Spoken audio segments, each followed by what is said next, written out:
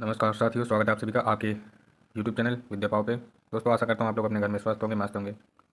तो दोस्तों, पिछली वीडियो में हमने यहाँ तक आपके लघु उत्तरीय प्रश्न किए जो कि डीएलएड सेकंड सेमेस्टर पेपर 1 के हम लोग कर रहे हैं। जिन्होंने हमारी वीडियो नहीं देखी है, पुरानी वीडियो जाके देखें, और जो चैनल पर नए हैं चैनल को सब्सक्राइब करें, वीडियो को लाइक करें। तो चलिए कंटेंट शुरू करते हैं। तो अगला प्रश्न है, आधुनिक शिक्षा में प्रयोजनवाद की भूमिका स्पष्ट कीजिए। तो इसका उत्तर हो जाएगा, आधुनिक शिक्षा के स्वरूप निर्धारण में प्रयोजनवाद की महती भूमिका है। संक्षेप में इसके योगदान को निम्नलिखित बिंदुओं के अंतर्गत रख सकते हैं। पहला है, कक्षागत परिस्थितियों में छात्रों की सक्रिय भागीदारी पर बल देना। क्रियाविधि यानी करके सीखने को महत्वपूर्ण विधि के रूप में अपनाने पर बल देना। व्यावसायिक शिक्षा और विज्ञान शिक्षा को प्रोत्साहित करना। योजना विधि का शिक्षा में अनुप्रयोग। लोकतांत्रिक मूल्यों को शिक्षा में स्थान देना। समाज उपयोगी शिक्षा की अवधारणा का विकास। अगला उत्तर प्रश्न देख लेते हैं। स्वामी विवेकानंद के अनुसार एक लक्ष्य पर पहुंचने के 4 मार्ग कौन से हैं? तो इनका उत्तर है, हम लोग एक ही लक्ष्य पर विभिन्न रास्तों में से पहुंचते हैं। ये रास्ते 4 वर्गों में हैं: कर्म का मार्ग, प्रेम का मार्ग, ज्ञान का मार्ग और धर्म का मार्ग। अगला प्रश्न देख लेते हैं। स्वामी विवेकानंद के अनुसार सच्ची शिक्षा का क्या अर्थ है? तो इसका उत्तर हो जाएगा, शिक्षा मनुष्य में अंतर्निहित पूर्णता की अभिव्यक्ति है। उनके मत से शिक्षा वह नहीं है जो दिमागों में ठूस ठूस कर भरना मात्र है। सच्ची शिक्षा तो मानव निर्माण की शिक्षा है। अगला प्रश्न देख लेते हैं। स्वामी विवेकानंद के अनुसार शिक्षा के उद्देश्य कौन कौन से हैं? तो इसका राइट आंसर हो जाएगा, शिक्षा के उद्देश्य यानी मानव में पूर्णता का विकास करने के लिए कुछ बातें जरूरी हैं। शारीरिक विकास, स्वामी जी का मानना था वर्तमान में ऐसे बलिष्ठ मनुष्यों की आवश्यकता है जिनकी पेशियां दृढ़ एवं स्नायु फौलाद की तरह कठोर हों। चारित्रिक विकास, यानी स्वामी जी मानते थे कि चरित्र अमूल्य धरोहर है। इसके विकास से मनुष्य के संस्कार परिष्कृत होते हैं, मनुष्य का नैतिक एवं धार्मिक उत्थान होता है।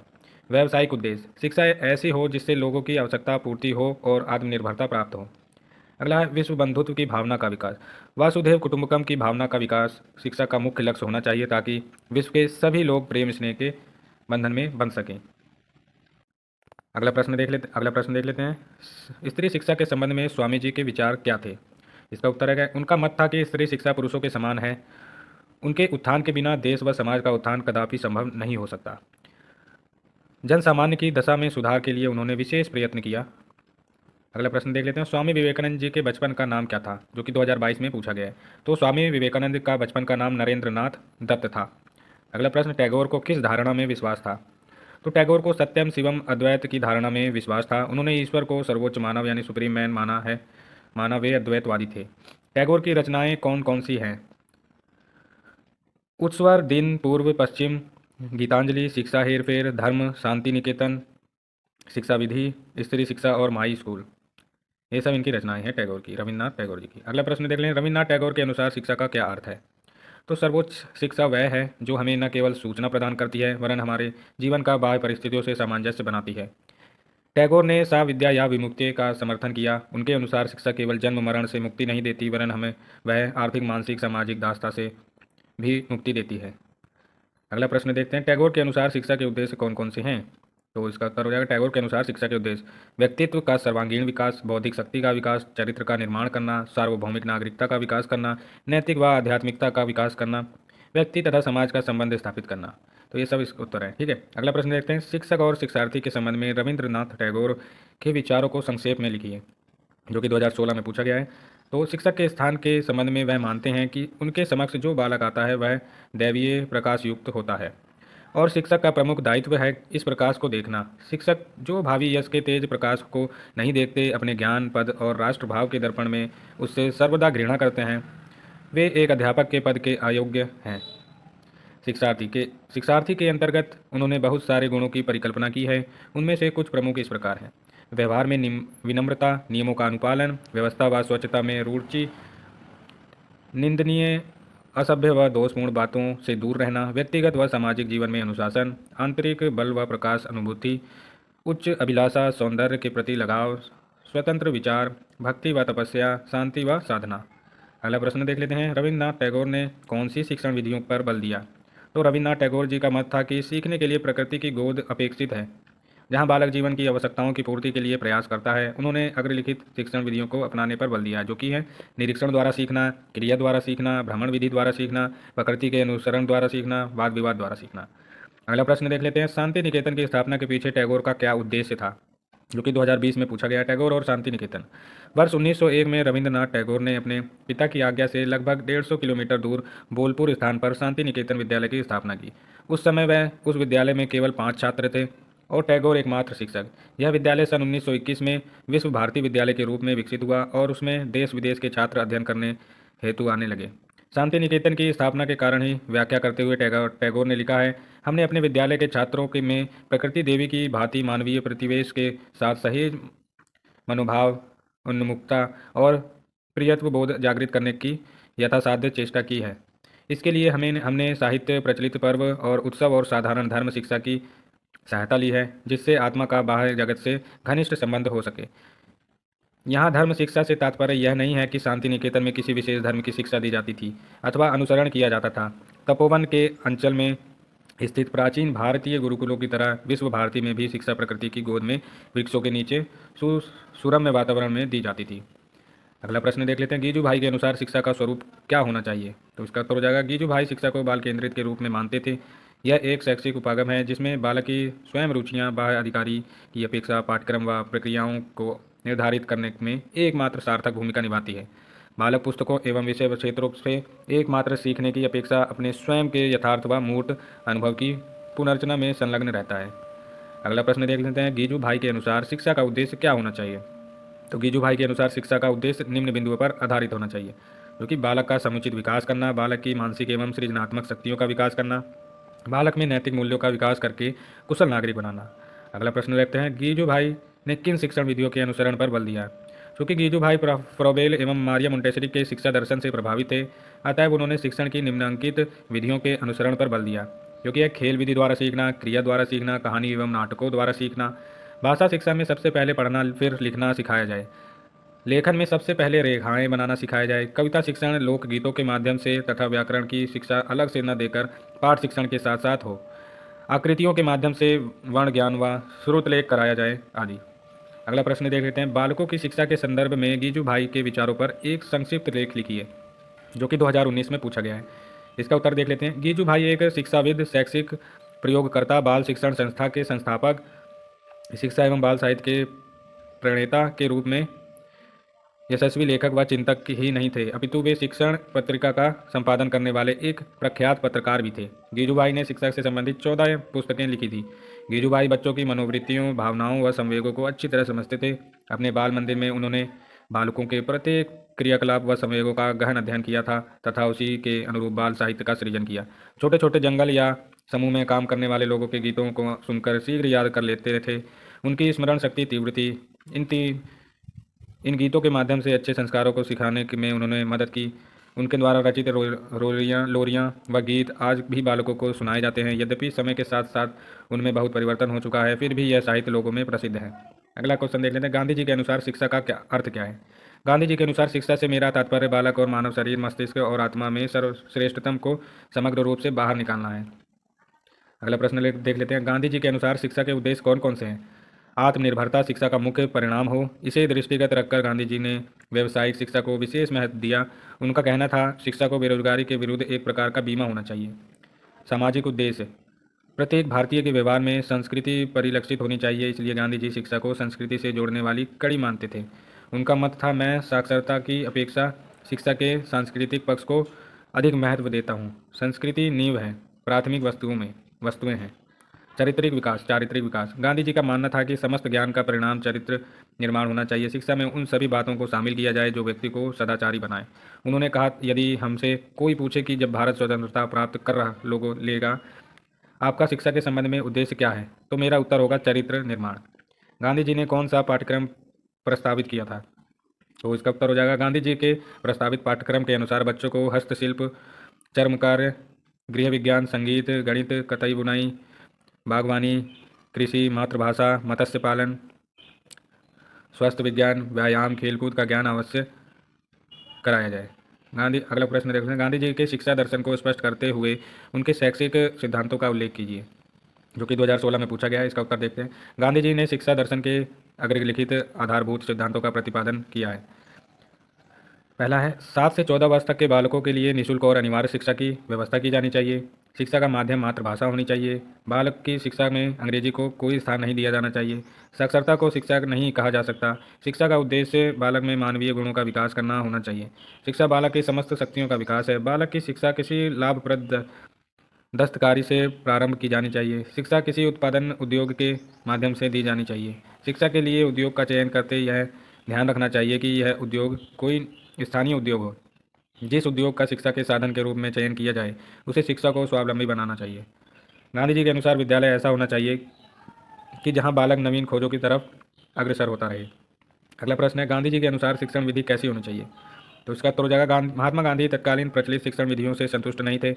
उनका मानना था कि शिक्षण विधि ऐसी हो जिसमें बालक सक्रिय हो, निरीक्षण करे, प्रयोग करे, अनुशासन स्वाध्याय करे और अंत में उसे व्यवहार आचरण में आत्मसात कर ले। शिक्षक को बच्चों पर पुस्तकीय बोझ लादना नहीं चाहिए। प्रश्नोत्तर, वाद विवाद, भाषण, भ्रमण, स्थानीय उद्योग के माध्यम से पढ़ाना सर्वोचित है। शिक्षा का माध्यम मातृभाषा हो। उनका मत था बच्चे के मानसिक विकास के लिए मातृभाषा उसी प्रकार आवश्यक है जिस प्रकार बालक के शारीरिक विकास के लिए माता का दूध।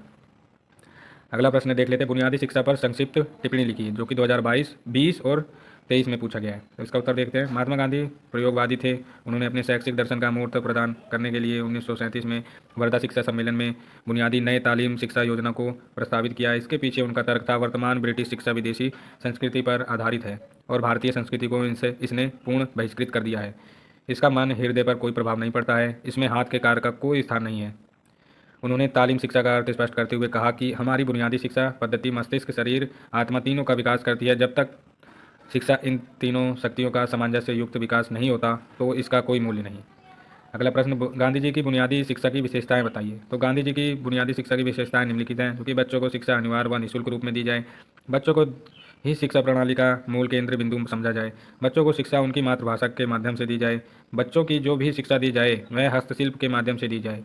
पूरी शिक्षा स्वावलंबी हो। बच्चों को अपने कार्य की पूर्ण स्वतंत्रता हो। अगला प्रश्न देख लेते हैं, प्लेटो के अनुसार शिक्षा क्या है? तो इसका उत्तर है, प्लेटो ने शिक्षा के अर्थ को स्पष्ट करते हुए लिखा है, शिक्षा से अभिप्राय उस प्रशिक्षण से है जो बालकों को उचित आदतों के निर्माण द्वारा सद्गुण की प्रथम प्रवृत्ति उत्पन्न करता है, जो आप में जीवन के आरंभ से अंत तक उस वस्तु के प्रति घृणा उत्पन्न करता है जिससे आपको घृणा करनी चाहिए और उस वस्तु के प्रति प्रेम उत्पन्न करता है जिससे आपको प्रेम करना चाहिए। मेरी दृष्टि से यही सच्ची शिक्षा है। अगला प्रश्न देख लेते हैं, प्लेटो के अनुसार प्रारंभिक शिक्षा का पाठ्यक्रम क्या है? तो इसका उत्तर हो जाएगा, प्रारंभिक शिक्षा के पाठ्यक्रम में खेलकूद, व्यायाम, संगीत, गणित, इतिहास तथा विज्ञान को स्थान प्रदान किया है। अगला देख लेते हैं, रूसो के अनुसार शिक्षा का क्या अर्थ है? तो शिक्षा के अर्थ को स्पष्ट करते हुए रूसो ने लिखा है, सच्ची शिक्षा वह है जो व्यक्ति के अंदर से प्रस्फुटित होती है। यह उसकी अपनी अंतर्निहित शक्तियों की अभिव्यक्ति है। अगला प्रश्न, रूसो की निषेधात्मक शिक्षा क्या है? तो निषेधात्मक शिक्षा को स्पष्ट करते हुए रूसो ने लिखा है, मैं निषेधात्मक शिक्षा उस शिक्षा को कहता हूँ जो प्रत्यक्ष रूप से ज्ञान देने से पूर्व उन अंगों जो ज्ञान के साधन हैं जो पूर्ण बनाने के लिए प्रवृत्त होती हैं और जो इंद्रियों के उचित अभ्यास द्वारा तर्क के लिए मार्ग तैयार करने का प्रयास करती हैं। अगला प्रश्न देख लेते हैं, रूसो के अनुसार 1 से 5 वर्ष की शिक्षा क्या होनी चाहिए? तो यह मानव जीवन की प्रथम अवस्था है जिसे शैशवावस्था कहा जाता है। रूसो ने इस अवस्था में दी जाने वाली प्रचलित शिक्षा का विरोध किया है। रूसो के अनुसार इस अवस्था में शिशुओं को प्रतिबंधों से मुक्त कर रखना चाहिए। इस अवस्था में बच्चों को शारीरिक शिक्षा देनी चाहिए। बच्चों के बौद्धिक एवं नैतिक विकास पर भी थोड़ा ध्यान देना चाहिए। सामान्य विषयों का ज्ञान देने के स्थान पर बच्चों के स्वास्थ्य एवं ज्ञानेंद्रियों के विकास की ओर ध्यान देना चाहिए। इस अवस्था में बच्चों को वार्तालाप से बहुत कुछ सिखाया जा सकता है। वार्तालाप में मातृभाषा का प्रयोग किया जाना चाहिए। अगला प्रश्न देख लेते हैं, रूसो ने शिक्षण विधि के किन सिद्धांतों का प्रतिपादन किया? तो इसका उत्तर है, रूसो ने शिक्षण विधि के उन सिद्धांतों का प्रतिपादन किया जिन पर आज का संपूर्ण शिक्षण शास्त्र निर्भर है। ये सिद्धांत निम्नलिखित है, करके सीखना, निरीक्षण द्वारा सीखना, अन्वेषण द्वारा सीखना और प्रयोग द्वारा सीखना। अगला प्रश्न है, रूसो की अनुशासन के विषय में क्या धारणा है? तो इसका उत्तर है, रूसो बालक की स्वतंत्रता के समर्थक हैं और उस पर किसी प्रकार का बाह्य नियंत्रण नहीं चाहता है। उसे प्राकृतिक परिणामों द्वारा अनुशासन के सिद्धांत में भी विश्वास है। इस प्रकार रूसो ने अनुशासन के 2 सिद्धांतों का प्रतिपादन किया, स्वतंत्रता का सिद्धांत तथा प्राकृतिक परिणामों द्वारा अनुशासन का सिद्धांत। अगला प्रश्न देख लेते हैं, शिक्षा के क्षेत्र में जॉन डीवी का क्या योगदान है, जो कि 2019-21 में पूछा गया है।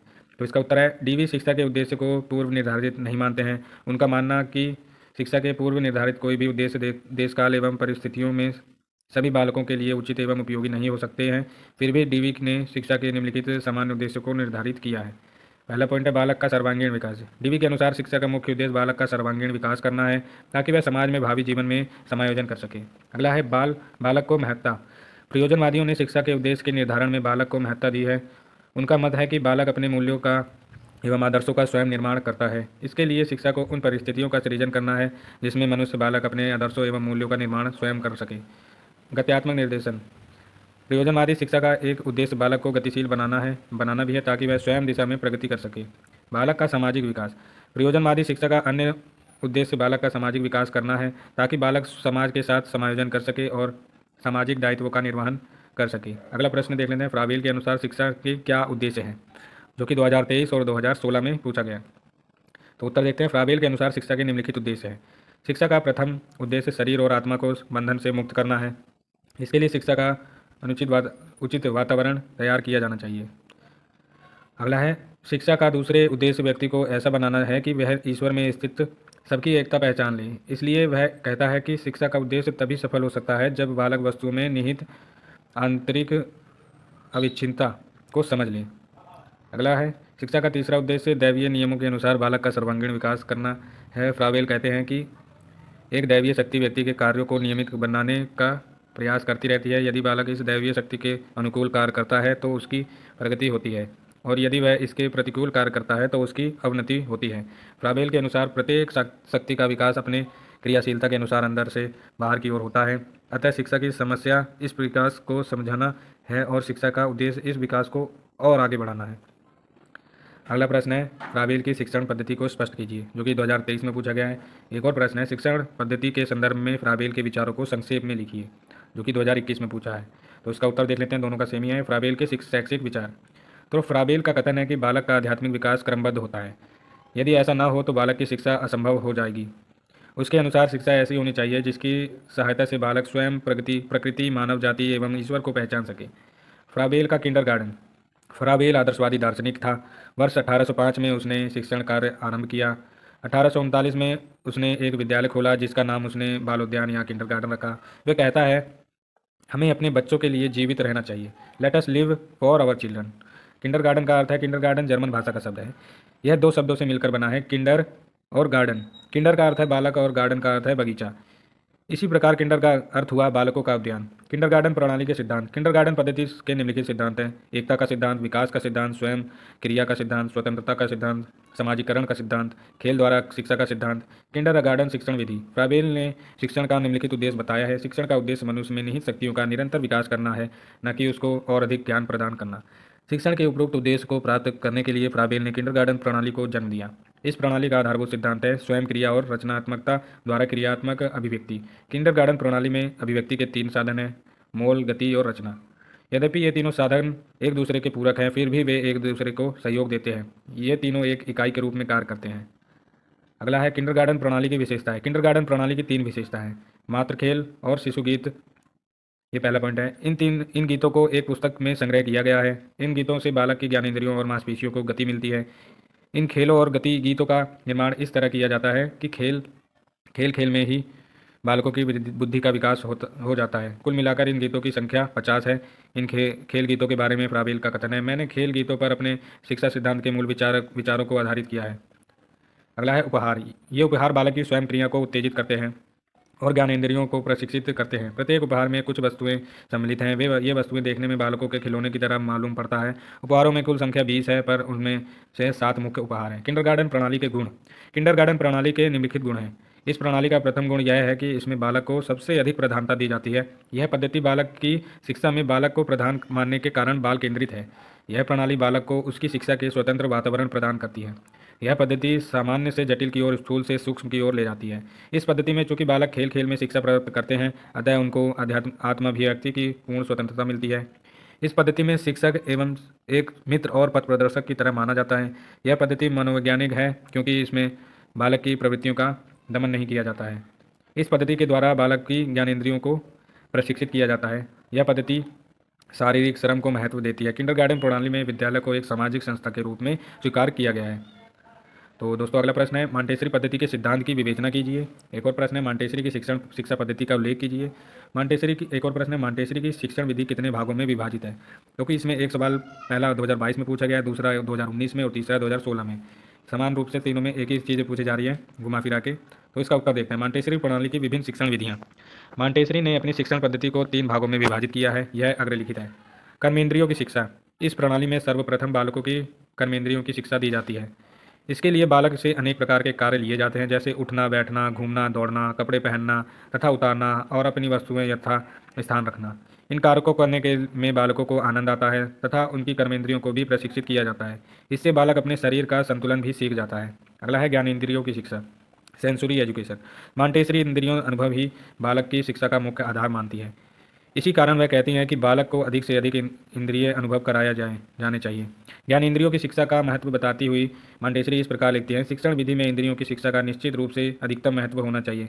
मॉन्टेसरी प्रणाली में स्पर्शेंद्रिय, चक्षुन्द्रिय, श्रवणेंद्रियाँ, स्वादेंद्रियाँ आदि को प्रशिक्षित करने के लिए बालकों को विभिन्न उपकरण प्रदान किए गए हैं, जैसे पढ़ने, लिखने व गणित की शिक्षा।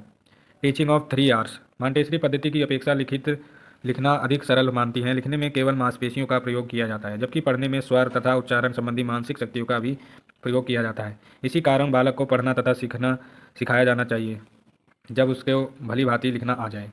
अगला प्रश्न है, बालक एक शरीर है जो बढ़ता है, एक आत्मा है जो विकसित होती है। विकास के इन दोनों स्वरूपों को ना हमें कुरूप बनाना है और ना दबाना चाहिए, परंतु उस समय के लिए प्रतीक्षा करनी चाहिए जब किसी शक्ति का क्रमानुसार प्रकटीकरण हो। यह कथन किसका है? तो दोस्तों यह कथन मारिया मॉन्टेसरी का है। अगला प्रश्न देख लें, समाज को परिभाषित करते हुए उसका अर्थ लिखिए। तो दोस्तों इसका उत्तर हो जाएगा, मनुष्य ने अपने लंबे इतिहास में एक संगठन का निर्माण किया है। इस संगठन के अंतर्गत हमारे कुछ कर्तव्य हैं तो कुछ अधिकार। इस संगठन के अंतर्गत हमें एक निश्चित प्रकार से रहना चाहिए और व्यवहार करना पड़ता है तथा उनमें परस्पर कुछ संबंध होता है। मनुष्य के जिस संगठन में ये संबंध पाए जाते हैं उसी को समाज कहते हैं। अधिक स्पष्ट शब्दों में हम कह सकते हैं, समाज मनुष्य के सामाजिक संबंधों का जाल है। गिडिंग्स समाज स्वयं एवं संघ है, संगठन है, औपचारिक संबंधों का पुंज है जिसमें सहयोग देने वाले व्यक्ति परस्पर संबंधित होते हैं। अगला प्रश्न है, समाज की विशेषताओं का उल्लेख कीजिए। तो समाज की विशेषताएं निम्नलिखित हैं। समाज एक अमूर्त संस्था है। समाज के सदस्य में परस्पर निर्भरता विद्यमान होती है। समाज के व्यक्तियों के संबंध केवल सकारात्मक नहीं होते हैं। समाज के व्यक्तियों में परस्पर संचेतना होती है। समाज पारस्परिक संबंधों का पुंज है। समाज में समानता एवं असमानता दोनों विद्यमान होती हैं। तो दोस्तों आज की वीडियो यहीं समाप्त करते हैं। अगली वीडियो में हम लोग पेज नंबर 84 से आगे के प्रश्न करेंगे। ठीक है दोस्तों, मिलते हैं नेक्स्ट वीडियो में। Good bye, take care.